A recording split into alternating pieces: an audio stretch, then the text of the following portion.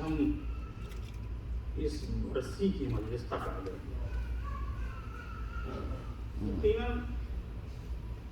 تقریباً 1 سال گزر گیا ماں کے لیے اور باپ کے لیے. عزیز و اقارب کے لیے کتنا درد بھرے یہ دن ہوں گے کہ جس میں ان کے ہاں وہ بچہ جو بھی جوانی کی دہلیز میں، شباب کی دہلیز پر قدم رکھتا، وہ کلی جو بھی پوری طریقے سے کھل بھی نہیں پائی. کیا ارمان ماں کے دل میں ہوتے ہیں.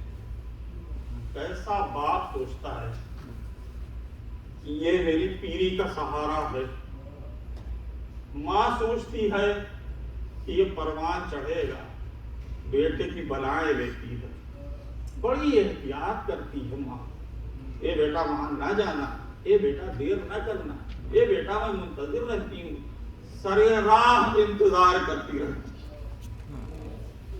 آج اس شکستہ دل کو تسلی دے دی، مگر ہم اور آپ نہیں دے سکتے. فقط تسلی ملے گی تو اہل بیت علیہ السلام. لہٰذا انہیں کی بارگاہ میں ہم دعا کرتے ہیں کہ اے پروردگار، اہل بیت کے صدقے میں، علی اکبر کے صدقے میں ماں اور باپ کو صبر جمیل عطا. میں اس بچے کے لیے دعا کروں کہ اس کو جنت الفردوس میں جگہ عطا فرما. نہیں کرنے کی ضرورت نہیں سمجھتا ہوں. سن بلوغ کے بعد ہی تو یہ حادثہ ہو رہا ہے. ایک حادثے نے ماں کی تمناؤں کو چھین لیا، ایک حادثے نے باپ کے سہارے کو چھین لیا.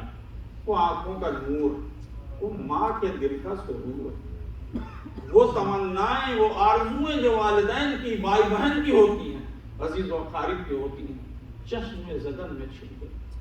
ہر کیسا روز خالی ہو گئی، گھر خالی ہو گئی. تسلی دی جائے تو کن لفظوں میں دی جائے، کیسے سمجھایا جائے. بس ایک ہی طریقہ سمجھ میں آیا میرے کہ میں کہوں کہ ام لیلا ماں کو صبر دلوا دیجیے. بس اس کے علاوہ میرے پاس کچھ نہیں. اے امام حسین، بوڑھا باپ ہے، آپ تو اس درد سے گزر چکے ہیں، باپ کو تسلی دے دیجیے.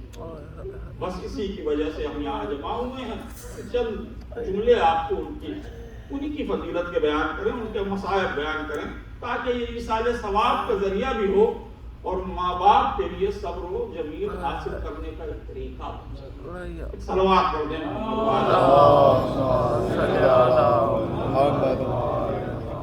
یہ سورہ جس کی سورہ ملک کی ابتدا کی دو آیتیں ہیں، آپ بہت بار اس کے بارے میں سن چکے ہیں. مجھے اس کی تشریح میں نہیں جانا ہے. ارشاد ہو رہا ہے کہ بابرکت ہے وہ ذات جس کے ہاتھ میں ملک ہے اور وہ ہر شے پر قدرت رکھتا، قدیر ہے، قادر ہے ہر شے کے اوپر. اس نے خلق کیا ہے موت اور حیات کو تاکہ وہ آزمائش کر کے دیکھے کہ تم میں سے احسن عمل کون انجام دے. بڑا واضح طریقے سے پروردگار نے یہ چیز ظاہر کر دی ہے اس آیت میں کہ ہم تمہیں امتحان سے گزاریں گے. ایسا نہیں ہے کہ ہم بغیر امتحان کے تمہیں چھوڑ دیں گے. آزمائش تو ہو، مگر لفظیں بڑی عجیب و غریب ہیں. یہاں یہ کہا جا رہا ہے کہ ہم نے خلق کیا ہے موت اور حیات کو. اللہ کی مخلوقات جس طرح سے ساری ہیں جو ہمارے چاروں طرف دکھ رہی ہیں، اسی طریقے سے اس نے موت کو اور حیات کو کر دیا. اور وہ موت اور حیات دونوں میں یہ دیکھنا چاہتا ہے کہ تم احسن عمل، نیک عمل تم میں سے کون انجام دیتا. کثرت عمل کے لیے نہیں کہا گیا ہے. ایسا نہیں کہا جائے کہ بہت سا عمل انجام دو، کثرت کے ساتھ انجام دو. نہیں، نیک عمل کون انجام دیتا ہے. اور دونوں صورت میں سوال کیا گیا ہے. ایسا نہیں ہے کہ ایک صورت کا سوال ہے، موت میں بھی اور زندگی میں بھی، یعنی کسی حال میں امتحان سے بری نہیں ہو سکتے، آزمائش سے بری نہیں ہو سکتے، زندہ ہو تب بھی اور موت آ جائے تب بھی، دونوں کیفیت میں ہم تمہیں آزمائش سے ضرور گزاریں۔ تو ہمارا دل میں یہ سوال پیدا ہوتا ہے کہ پروردگار یہ آزمائش کی ضرورت کیا پڑتی، آزمانا کیا اب کو؟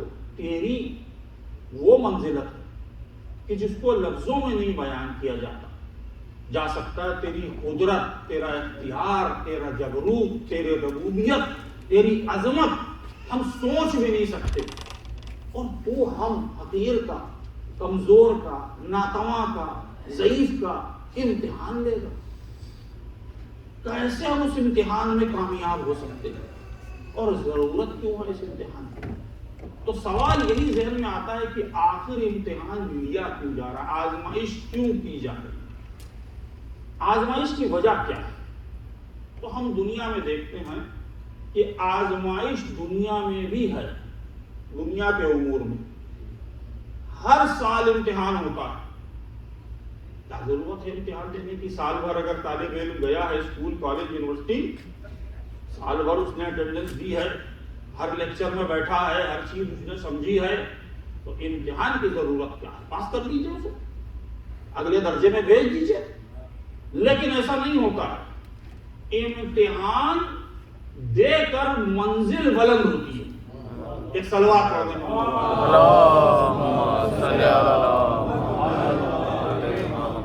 جب تک وہ امتحان نہیں دے گا اعلیٰ درجے تک نہیں جا سکتا، درجہ بدرجہ وہ آگے بڑھتا ہے، ہر جگہ امتحان ہوتا ہے۔ اچھا یہ امتحان کیسا ہوتا ہے؟ ہمارے اور آپ کے سب سے گزر چکا ہے، سال بھر وہ استاد پڑھا رہا ہے اور سال بھر ہم اس سے پڑھ رہے ہیں، سال بھر میں اس استاد سے اگر ہمیں کوئی سوال پوچھنا ہے، کوئی چیز ہمیں واضح نہیں ہوئی ہے، کوئی مضمون ہماری سمجھ میں نہیں آیا، ہم اس استاد سے اگر گفتگو کرتے ہیں تو وہ بتاتا ہے کہ دیکھو اس کو اس طریقے سے کرتے ہیں، دیکھو اس کا جواب یہ ہوتا ہے، دیکھو اس کے معنی یہ ہیں، وہ تشریح کرتا ہے، اس کی پورے طریقے سے ہم کو سمجھاتا ہے، بڑی شفقت کے ساتھ سمجھاتا ہے، بہت اچھا سمجھاتا ہے، وہ خود پروفیشنل ہے اور ہمیں سکھا رہا ہے، اس کام کا ماہر ہے، اس نصاب کا اور اس مضمون کا ماہر ہے، تو لہٰذا اس کو رکھا ہی جاتا ہے اس لیے کہ مہارت رکھتا ہے، سال بھر وہ سمجھاتا ہے۔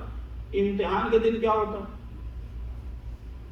ہمارے سامنے پرچہ رکھ دیا گیا، امتحان لیا جا رہا ہے، وہی استاد ہے جو دیکھ رہا ہے کہ ہم امتحان دے رہے ہیں، بھائی یہاں پہ مدد کرتے ہیں، ہماری سال بھر مدد کی ہے، آج ہماری موقع آ گیا ہے، اس کو امتحان کی منزل ہے، تو ایسا کر دے کہ ہم کو آگے 2 سوال بتا جائے، تو وہی استاد جو اتنا شفیق تھا وہ آج کہے گا کہ نہیں آج امتحان ہے، تو اگر امتحان ہے تو اس میں ہم تمہاری مدد نہیں کر سکتے، تم اپنی قابلیت کے تحت کامیابی حاصل کرو۔ اور اس امتحان میں بھی الگ الگ درجے ہوتے ہیں، اے گریڈ والے امتحان الگ ہوتا ہے، جن کا اے گریڈ آتا ہے، لوگ پڑھے لکھے، انہوں نے محنت کی، ترقی کی، انہوں نے پورے سال بھر توجہ دی، پورے طریقے سے مضمون کو سمجھا، پڑھا، محنت کی، راتوں کو چراغ جلایا، جن کو روشنی میں پڑھا، ہر طریقے سے جب انہوں نے محنت کی تو وہ اے گریڈ حاصل کر رہے ہیں۔ اور سی گریڈ والے بھی ہوتے ہیں جو کچھ بیچارے کر کے کسی طریقے سے لڑک پڑک کے پہنچ گئے ہیں تو وہ پاس ہو جاتے ہیں۔ تو دونوں کے درجے کو آپ برابر نہیں کر سکتے، پہنچ کے تو بلندی پہ گئے ہیں، لیکن اس کے پہنچنے کی بلندی الگ ہے، اس کے پہنچنے کی بلندی الگ ہے، دونوں میں فرق ہو جاتا ہے۔ اسی لیے قرآن مجید نے کہا کہ جب ہم نے ابراہیم کو خلت کے بعد امامت پہ بھیجا، مل چکی تھی خلت، خلیل بن چکے تھے، دوست تھے، دوست ہونے کے بعد امامت کی منزل پر جب ہم نے ان کو بھیجا تو کیا کہا کہ وَإِذِ ابْتَلَىٰ إِبْرَاهِيمَ رَبُّهُ بِكَلِمَاتٍ، ہم نے امتحان لیا ابراہیم کا کلمات سے، اور جب اس میں فَأَتَمَّهُنَّ یعنی وہ A+ گریڈ سے پاس ہو گئے تو پروردگار نے کہا، کیا کہا؟ قَالَ إِنِّي جَاعِلُكَ لِلنَّاسِ إِمَامًا، اب ہم نے تمہیں انسانوں کا امام بنا دیا ہے۔ صلوات پڑھ دیجیے۔ اللہم صلی علی محمد۔ امتحان کس لیے تھا؟ کیوں کیا گیا امتحان؟ اس لیے کہ حقیقت واضح ہو جائے کہ کون کس منزل پر ہے۔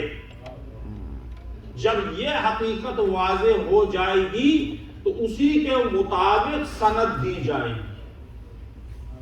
اگر سند کے قابل نہیں ہے تو وہ نہیں دی جائے گی، لیکن اگر سند کے قابل ہے تو اسے سند دی جائے گی. اب اس میں کوئی گولڈ میڈلسٹ ہو اور اس میں بہت بڑا ہو کہ پورے اسٹیٹ میں جس نے ٹاپ کیا ہو، کوئی ایسا ہو جو پورے ملک میں کامیابی حاصل کر لے بلند ترین، کوئی ایسا ہو جو پورے جہان میں کامیابی حاصل کر لے بلند ترین، تو ہر ایک کی منزلوں کا فرق ہوتا چلا جائے گا.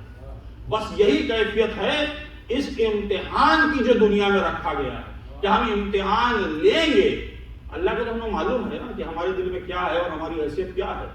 وہ علیم ہے، وہ سارا علم رکھتا ہے، ذرے ذرے کا علم رکھتا ہے، مارس اور جوپیٹر کا بھی علم رکھتا ہے، اور زمین کے ایک مختصر سے ذرے کا بھی علم رکھتا ہے. سمندر کی تہہ کے اندر، گہرائیوں کے اندر پلنے والے جانوروں کو بھی وہ رزق پہنچا دیتا ہے، یعنی اس کا بھی مکمل علم رکھتا ہے. یہ اس کی ایک چشم زدن میں تخلیق کا نتیجہ ہے جو کائنات وجود میں آئی. تو اس کے لیے کیا مشکل ہے کہ وہ جانے کہ ہمارے دل میں کیا اور ہماری حیثیت کیا ہے. لیکن ہم پر بھی آیا کرنا ہے کہ تم کہاں ہو، ورنہ ہم سمجھیں گے کہ ہم تو بڑے اچھے ہیں، ہم تو بہت بلند ہیں، ہماری قابلیت بہت زیادہ ہے. لیکن وہ یہ واضح کرتا ہے کہ جب تم امتحان سے گزرو گے تب تمہیں اپنی حیثیت پتہ چلے گی. اور جب تم اپنی حیثیت کو پتہ کر لو گے خود ہی تو تمہیں اندازہ ہو جائے گا کہ تمہیں کیا مرتبہ ملنا چاہیے. اب میں کہوں کہ جس کو انسانوں کا امام بنایا تھا اس کو اس امتحان سے گزارا تو وہ صرف انسانوں کا امام بنا، لیکن جو کائنات عالم کا امام جب بنے گا کہ جس کی حکومت پورے کائنات کے اوپر ہوگی کہ جب چاہے آفتاب کو پلٹا دے اور جب چاہے ستارے کو اپنے گھر پہ بلا دے، اس کی منزلت کیا ہوگی کہ اس کا امتحان کیسا ہوگا. ایک صلوات پڑھ دیجیے. اللہم صلی علی محمد.